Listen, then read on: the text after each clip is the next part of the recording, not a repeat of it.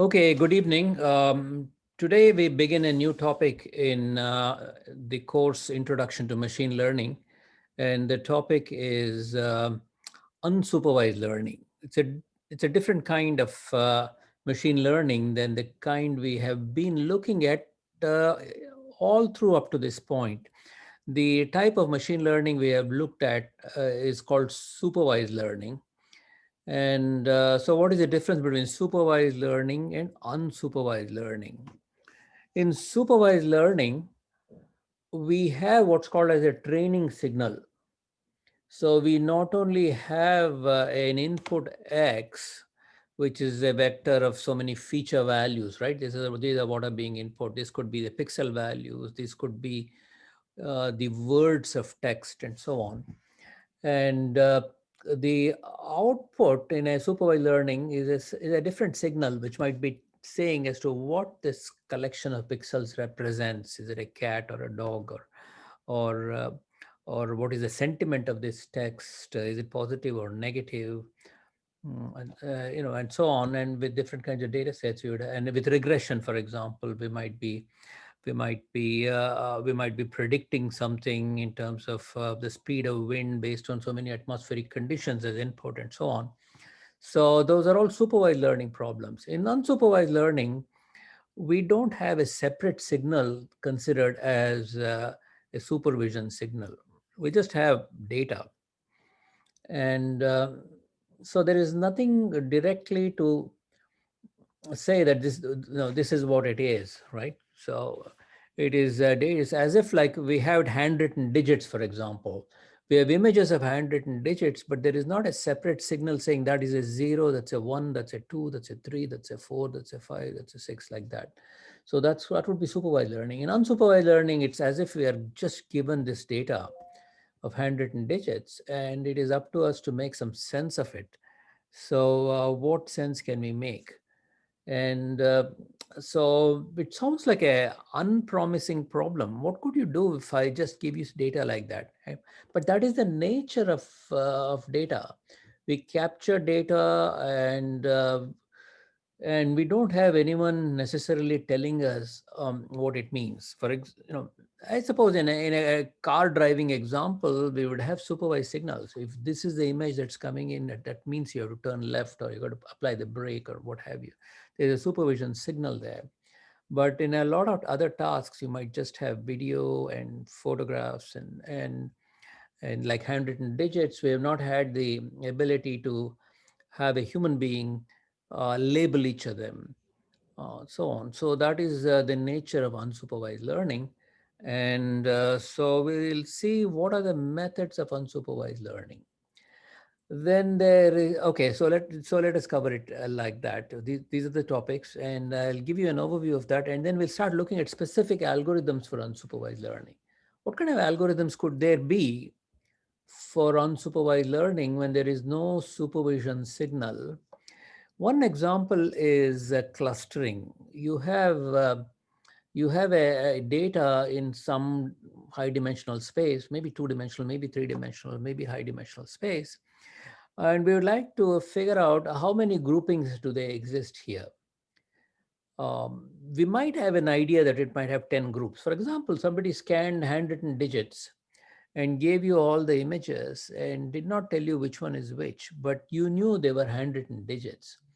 You say, oh, okay, so there are going to be 10 handwritten digits, but nobody has told you as to which one is which. What could you do with this?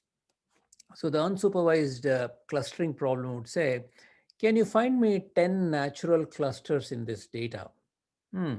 Maybe we can. It's like you're trying to, do something. You're in a foreign country and you're looking at, writings in a different language that you don't know. But you are able to recognize that there seems to be some letter that seems to appear again and again. You say, okay, that's a common one, and there's another common one. There's a common one. So maybe we can do unsupervised learning of language also, like, or a recognition of text in a foreign country in a foreign language. You could do that, or more immediately say handwritten digits makes sense. So it's say, okay, there are 10 clusters here.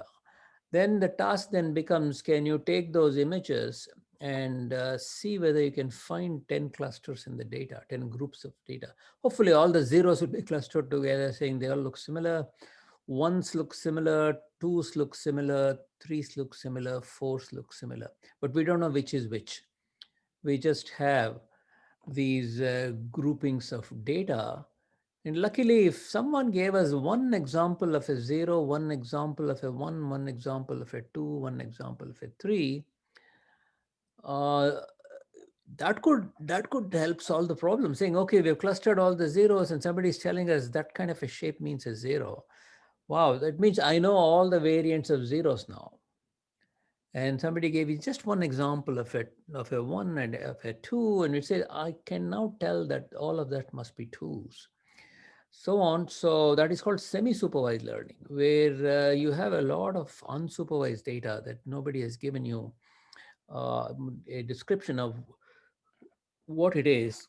But we have had time to give you one example of each, so that becomes a semi-supervised learning problem. It may be more than one example. You might have two examples of force that can be written in a couple of ways, maybe, and so on. So you got these problems: supervised learning, unsupervised learning, semi-supervised learning. There is also one more thing called self-supervised learning, which is one of the newer topics that I think I mentioned it already once before. So we'll encounter it maybe again. So let's stick to unsupervised learning today. All right, so let me start the slides.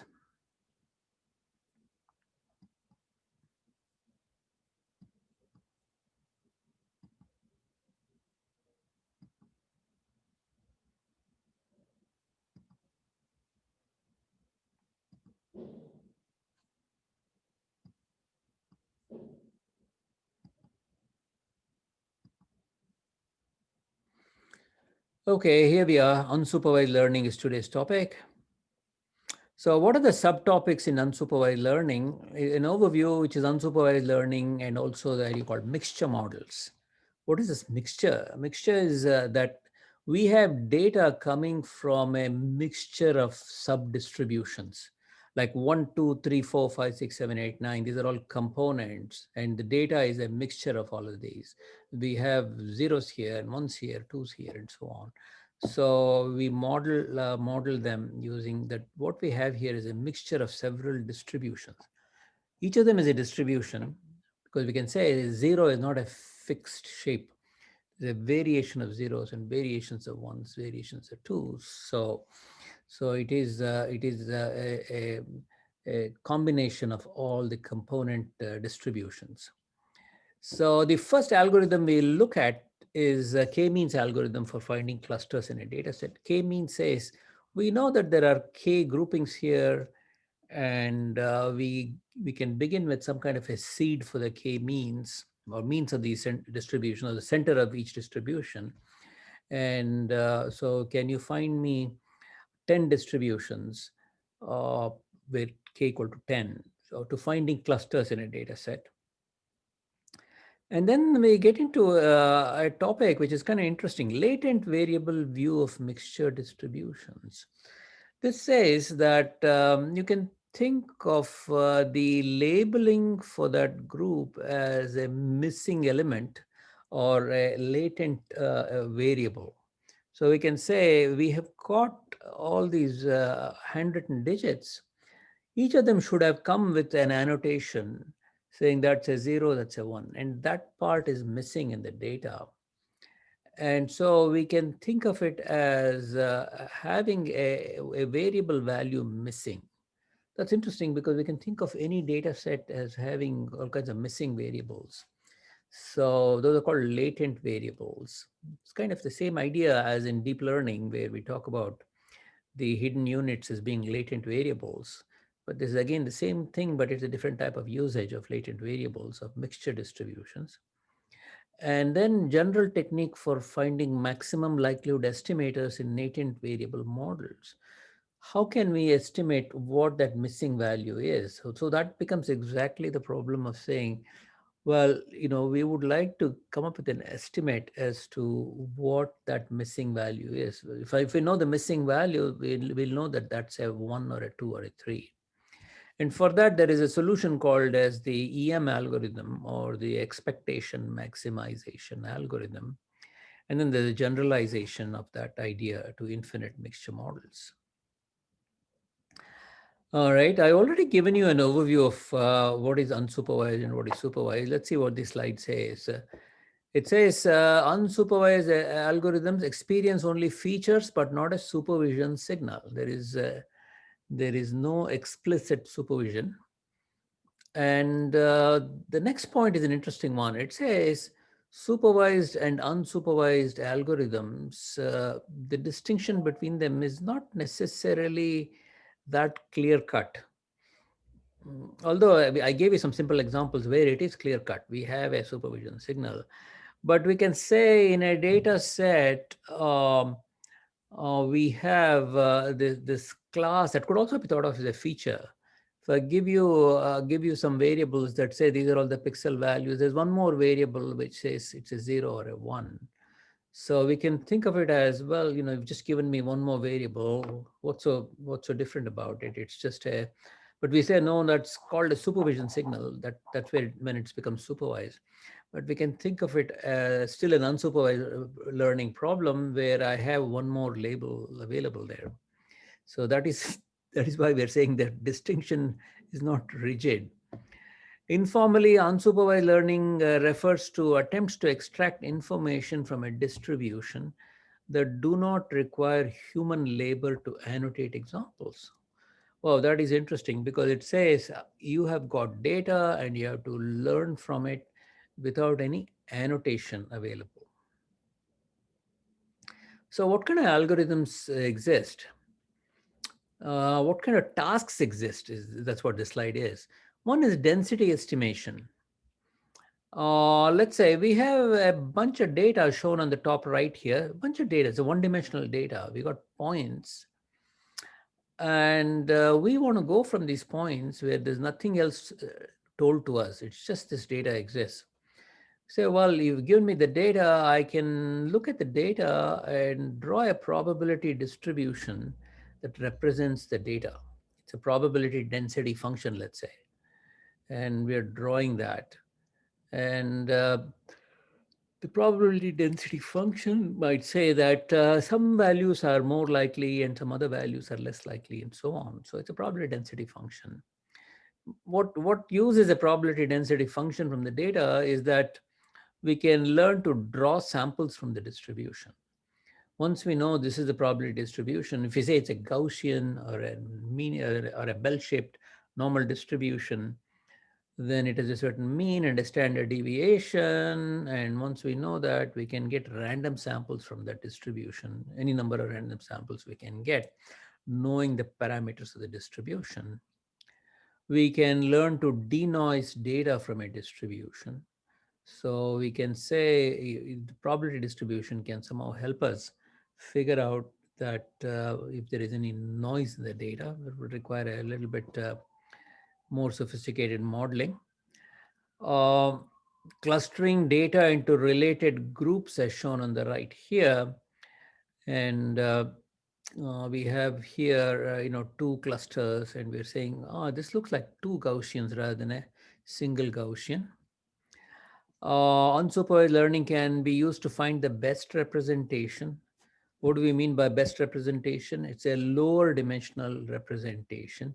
Instead of working with a high dimensional data, we can say that we can map them into lower dimensions. That would also be a task.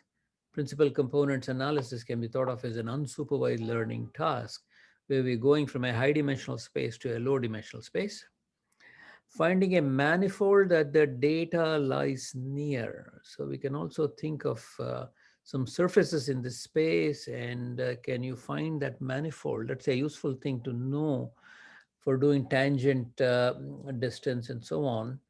So this is all related to finding the best representation, sparse representations, independent representations. So these are all These are all representation learning. That is, the what is the essence of the data? Otherwise, the data is in too high a dimensional space, right? Sparse representation example is if I give you a raw images with 1 million pixels, you are talking about every snap you take with your camera is a point in a million dimensional space, and so most of that space would be empty because all real objects kind of have a certain structure and shape to it. Most of it will be nonsensical, noisy images in that 1 million dimensional space. So it's in some lower dimensional manifold. And so instead of dealing with a million dimensional space, perhaps we can have a much lower dimensional representation. Typically, all of this lies on a manifold of some sort, some kind of a surface. And that representation is much more sparse. You don't need million points, but if supposing all of it lies on a plane or a curve or a surface, it would be the intrinsic dimensionality is much lower of the data. So anyway, those are all things. Finding a good representation is an objective. The last one listed here is autoencoders. And autoencoders go about trying to find what is the most essential representation of the data, so that we can reconstruct the original input. And that idea is shown over here, where we have a neural network which is it's got several layers, and it is condensing into a layer over here. And we saw the ideas of convolutional neural networks last time. Of the layers could be like a convolutional neural network that has got a convolutional layer and pooling layer, etc. Here is bringing down to some representation here in the middle, which has got fewer hidden units than the previous one. And then the output goes is interesting that it's expanding back to the full representation. And what is the input? And you can think of it as supervised learning problem, where the objective is to input something, take it through the exercise of compressing it, and then so that you can reconstruct it almost exactly back as to what it was. All right. So what's the purpose of this? The input and output are one and the same. We want to reconstruct it almost exactly. But along the way, we squeezed out the juice or something, right? All the excess stuff we don't want. What is the essential representation of this data in the most compact form? And the reason it's called an autoencoder is it's an encoding of the data. It's in the sense the input and output are one and the same. So it's that's where the word auto comes in. So it comes back to the same thing, and we're finding a representation. And this is again useful to find a sparse representation. What is the basics of it? Um, and that's an interesting task in that it finds the essential representation. So you can also use it to, supposing I give you the essential representation for this object, I manipulate this one. I change it a little bit in the auto encoding. That can generate new examples for me, which seem to belong to the same, using the same network you have used for reconstruction. It will give you all kinds of examples that are not the original. It's not producing the original. It's producing other things. So in a way, you can think of the autoencoder as a very creative network. It knows a representation, and from which you can slightly change the values, manipulate the values. You're going to getting all kinds of new stuff, which kind of are like the original inputs, but you've never encountered them before. So that can become creative. You can generate art and whatnot using these autoencoders. This is an interesting slide that gives you an analogy of all of these tasks in machine learning. Uh, and something to think about is intelligence as a cake, right? And so this says the difference between unsupervised learning, supervised learning, and reinforcement learning. That is, how much of machine learning is in all of these areas. or in the sense how much of data is used in all of these areas. So the targets for supervised learning contain far less information than input data. Right. In supervised learning, we have like the target would be like it's a 0, 1, 2, 3, and it's got far less information than the image of the input. So we say in supervised learning, you have far less information. And in reinforcement learning, where we have an object running around space and then it gets reinforcement signals from the environment, which says, is it a good move or not such a good move? Those are called rewards. And it provides some information as the agent, they call it, as the agent or the robot is moving around, and it collects this kind of supervision signals from the world at large. So in that sense, reinforcement learning has even less data than supervised learning. So the amount of data to be manipulated. And in unsupervised learning, we can say we have essentially unlimited supply of information about the world. So we have all of these images and so on available. There is no supervision signal, there is no reward signal, but you're just collecting data as such. So in a way, you can say in the world, most of the data available is going to be unsupervised learning, and some of it is supervised learning, and a much smaller quantity would be reinforcement learning. So this example says the cake, which is the bottom part of it, is the amount of data available in unsupervised learning, and the icing, which is the upper layer here, is the icing corresponds to supervised learning. You have some signals available, and of course, reinforcement learning is the cherry on the cake, which is a smaller amount, the amount of data available. It might also reflect as to the in machine learning tasks, how much of it is in which problem area. This is saying that unsupervised learning seems to have the most activity in it, like generative models and so on, or rather than supervised learning. So that's interesting that unsupervised learning has more action in the kinds of problems that it affords. All right, some simple representation learning tasks. One is principal components analysis. Here is the original data X in this space. This is a two-dimensional space, X1 and X2 space. Here are a bunch of points. The transformed data here is going from this original space into the one on the right side. It's going from X1, X2 space to Z1, Z2 space, where the transformed data is a simple Z equal to X transpose W. There is some W which is transforming the data. And that W is chosen, it aligns the axes along the directions of greatest variance. So it discovers that along this diagonal is the most variance of this data.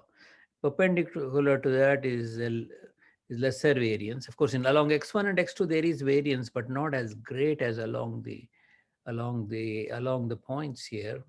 So that transformation finds it and maps it into that space and says, well, along x1 is the highest amount of variance. Orthogonal to that is x2, which of course doesn't have as much variance as the previous one or here.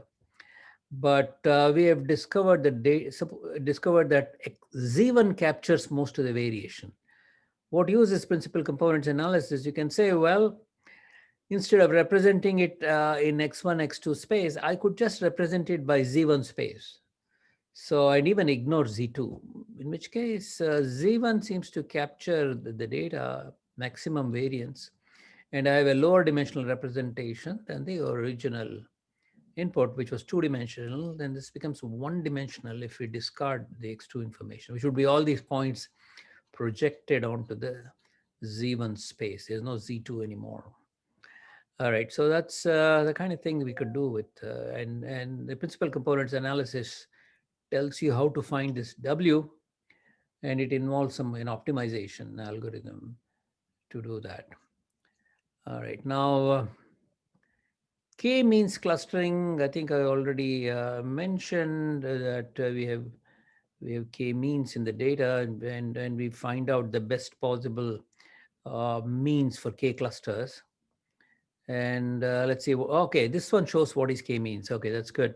Mixture models and EM. Supposing we have data like this, looks like a Mickey Mouse, right? You got all of these green points, and then there are red points and the blue points. And this was generated by three Gaussians. It's a mixture of three Gaussians here.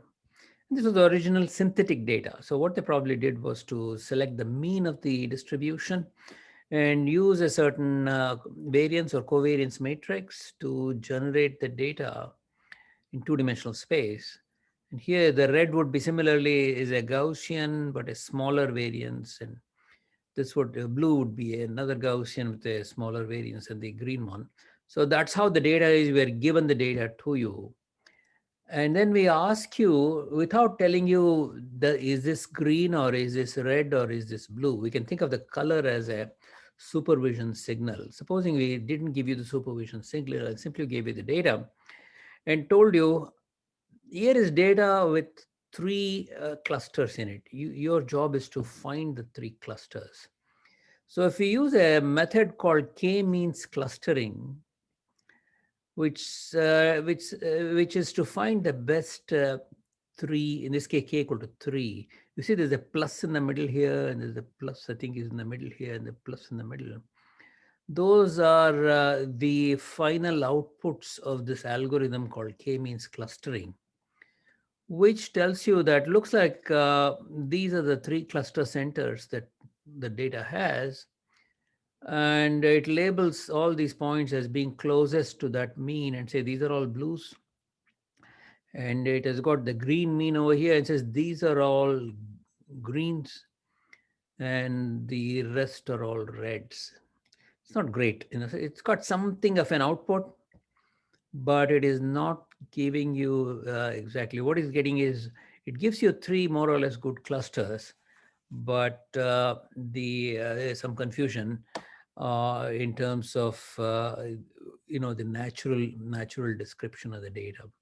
A more sophisticated algorithm for the same problem, which is more complicated than k-means clustering, is called a Gaussian mixture model. That we are dealing with a Gaussian mixture model, and that we know that the data is coming from three Gaussians. This k-means also makes such an assumption that it's coming from three Gaussians, but it's leading the Gaussian to be kind of different.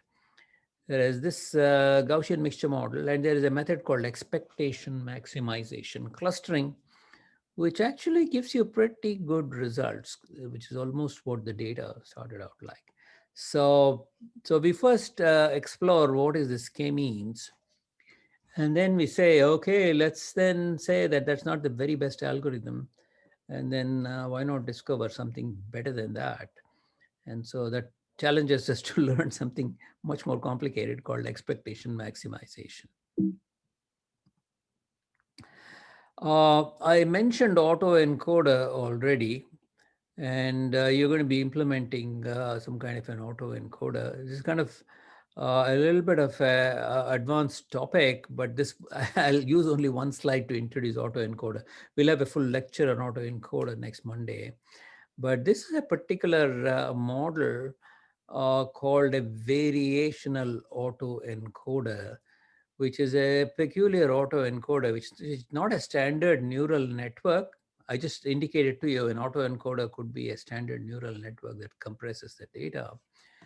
In a variational autoencoder generates samples that look like training data. The goal is I give you this and it's able to produce that. And along the way, it is encoding the data, and from the encoding, it is able to decode the data. Oh, something to keep in mind that autoencoder is not the same as a data compression. Of course, we're all familiar with various data compression algorithms, right? We use zip files and so on, right? So many ways of compressing data. Autoencoder sounds like it is a similar algorithm, but it is not. when we compress data for for compression's sake, we are looking for an algorithm that is lossless. We are saying it should compress it so that when we expand it, we get back what the original was. Whereas in autoencoding, we actually are looking for a lossy compression. We're saying it doesn't matter, let us lose information and capture the essentials of the data. And so we're going to get a rough approximation of it. Uh, but along the way, we are capturing a representation that tells us something about what it is. And the other point about data compression and autoencoders is that in in data compression, we should be able to compress whatever be the image we provide as input or whatever be the text we give as input. It should be able to compress it and reconstruct it. Whereas in autoencoders, we are restricting ourselves to a data of a certain type. Now, these are all handwritten digits, or these are all twos. So we're saying that this is an autoencoder for a specific type of data. So I cannot use that autoencoder designed for handwritten digits to go and compress, dogs and cats images. So these are autoencoders are for a specific purpose. So what does it mean to be a 2? What does it mean to be a 3? What does it mean to be a 4? It's capturing the essential features of that particular class. Of course, we could also do an autoencoder for all kinds of mixtures of data. It'll probably not be that meaningful. So anyway, that's what we, so this variational autoencoder is a peculiar thing which actually goes about figuring out a probability distribution and represents the probability distribution by a mean here and its variance here. So we kind of map it into a mean and a variance. And we are able to take that mean and variance and use that to sample from that distribution and generate the sample.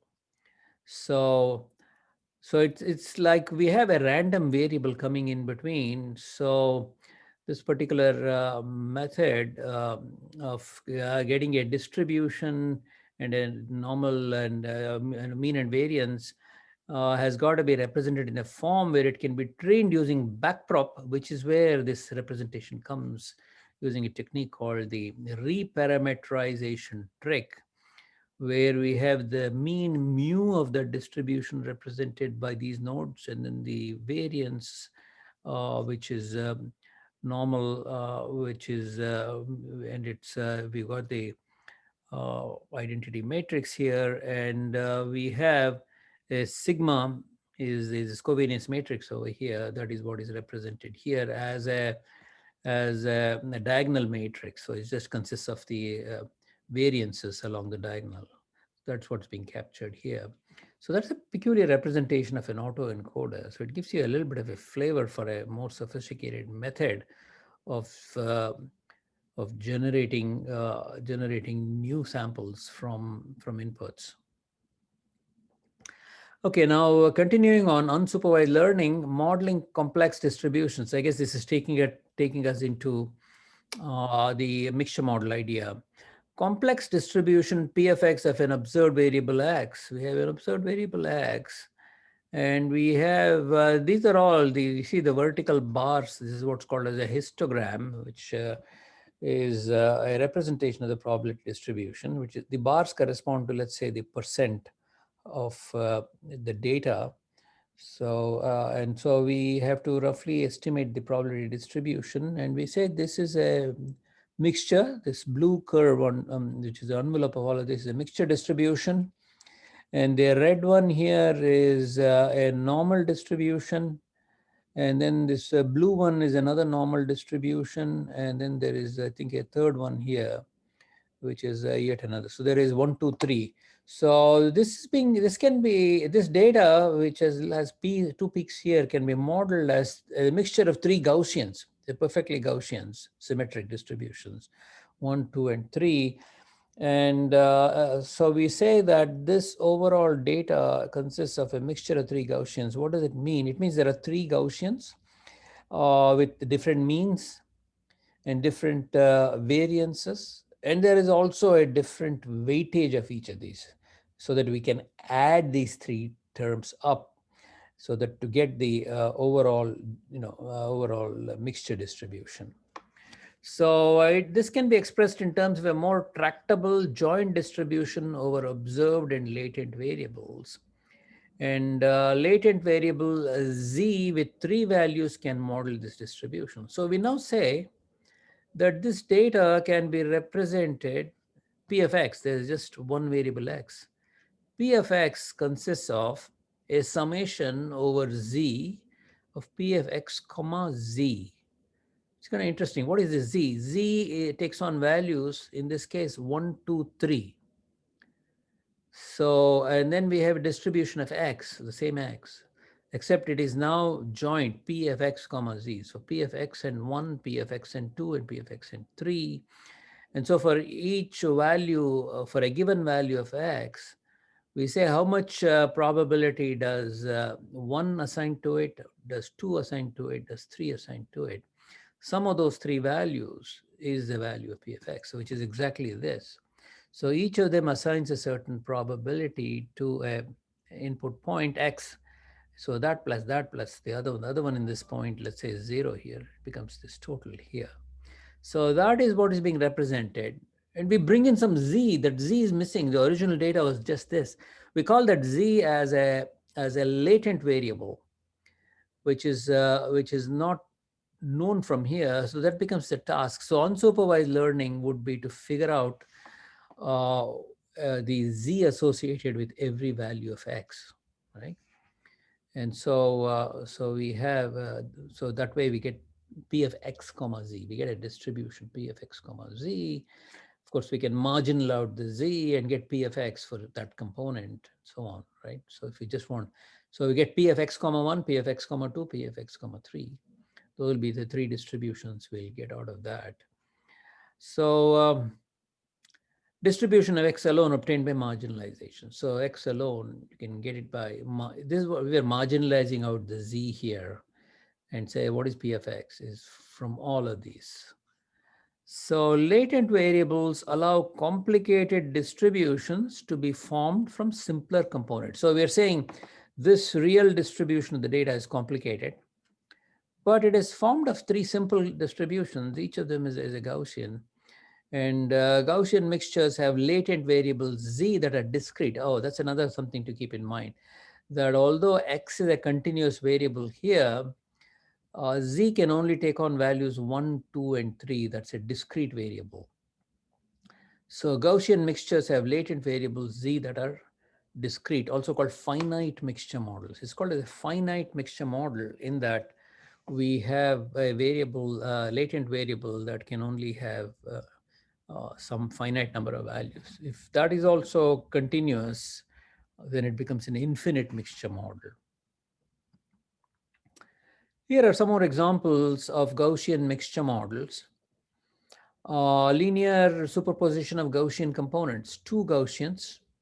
So the data are these bars here. This bar chart is simply how many or what percentage, right? What percentage is a better number than how many are there in each, because that's what a probability distribution captures. It's a continuous distribution. We just have binning here going on. That's why we get these blocky blocks here. But it's really, if we had chosen smaller bins, it'll look more and more continuous. And in the limit, it will be the continuous distribution. So the mixture distribution has got a hump over here and then comes back here. So we can say this mixture distribution, we model it as consisting of two Gaussians. Okay, that is two normal distributions. And this is the red and the green here together form the mixture model. And here is a case where we are modeling the data with a mixture of three. Of course, we are fixing how many components we're going to use, and so that's what's leading us to using three components on the second one here. And we have three normal ones: a red and a blue and a purple or something like that is this one. And this data is an interesting one. You know where this comes from? Petal width. I don't know if we covered this in the beginning. I talked about a famous data set called the iris data set. They were using these flowers, and they were using data as petal data within the iris data set, and the petal widths were like this. And maybe they had an idea that there are going to be three components. They had reason to believe that there are three types of flowers rather than two types of flowers. Each of them is Gaussian, and we've got all this data, and we're trying to figure out what is the distribution. And so we already said that this data can be represented. P of x can be written as summation of P of x comma z. Z goes from 1 to 2 in this case, 1 to 3 here. Now we can use simple sum rule of probability, or in this case, a product rule actually. P of x comma z can be written as P of z times P of x given z. And so what does that tell us? We can write for the mixture of two Gaussians, P of x is equal to P of z equal to 1, P of x given z equal to 1, right? So for two Gaussians, z equal to 1 and 2. We're expanding it out. And then plus P of z equal to 2 and P of x given z equal to 2. So we are saying that this joint distribution can be written as what is the probability of z equal to 1 and probability x given z equal to 1. So those are, so what is the relative weight? So P of z equal to 1 and P of z equal to 2 is this latent variable that has only two values. The sum of probability of z equal to 1 and probability of z equal to 2 has to be equal to 1. So it could be 50-50 or it could be 75-25. So there is that variable here, which is what is the weightage given to each of these. So that is what's being captured over here. So the task of unsupervised learning would be not only to discover the means of these two distributions, but also the weightage associated with each of these distributions, which is z equal to 1, z equal to 2. The other one is probability of x given z equal to 2. That is just what is the probability assigned by the first distribution for any given value of x, all right, for any given value of x, given z equal to 1. Similarly, what is the probability of x given z equal to 2? So the problem is now well formulated in that we not only need the parameters of the components, but also the importance of the components. So a mixture model as unsupervised learning. Let's see, probabilistic model representing subpopulations within a population. You can think of each of them as a subpopulation type of flower without requiring that the subpopulation of the item of the data items be identified. Right. So there is no supervision signal. And so we have these subpopulations. And constructing such models is called unsupervised learning or clustering. So it's the same thing. We call it as clustering, or we're figuring out what is the distribution of the data that belongs to each, and can be applied to discrete distributions as well. It doesn't have to be only for continuous distributions. Here is another example of mixture model. In this case, we are using a Bernoulli mixture model. So we have not a Gaussian mixture model, Bernoulli mixture model, clustering handwritten digit data, which each of them is a 560 by 420 pixels. Mixture models for digits 0 through 4 with k equal to 12. So it says identifies three types of zeros: elongated, circular, and tilted. Two types of one, straight and tilted. Two types of twos, loopy and bird. This is a loopy two and this is a bird two. It's like a bird here. And then two threes. This is two types of threes: forward and backward leaning. three force which are vertical bars, right? Three force, right? There are, and so it is based on these vertical bars, whether they are slanted and so on. And so we can say we have handwritten digit data, and we have 12 subclasses here, and they're all 0 to 4 only. We're saying there are 12 types of data, and these are the 12 types of data. 4 times 3, there are 12 types of data. 4 with a vertical bar, 4 with a leaning vertical bar, and so on. And superimposed data of 12 components. So it is saying the data when we superimpose them, we get images like this. I suppose this is also a 4 by 3, so this would be all the zeros of this one class here, and all the threes of another class, and so on. So there are 12 classes here. So it says when it is just a jumble here, all of them together. So all of the data set together. And so the task is to figure out, which piece of data belongs where. All right. So it's a kind of an interesting task where we don't now have a Gaussian X, but we now have input is 560 by 420 pixels. So that X is replaced by a huge vector here. And we are looking for 12 groups here. We can refer to it as a Bernoulli mixture model, in that the data here, 562 times 520 pixels, every image is a black and white pixel, right? So that would make it Bernoulli. So it's an interesting problem. All right, anyway, that was just an example of data that is not continuous but discrete. So mixture models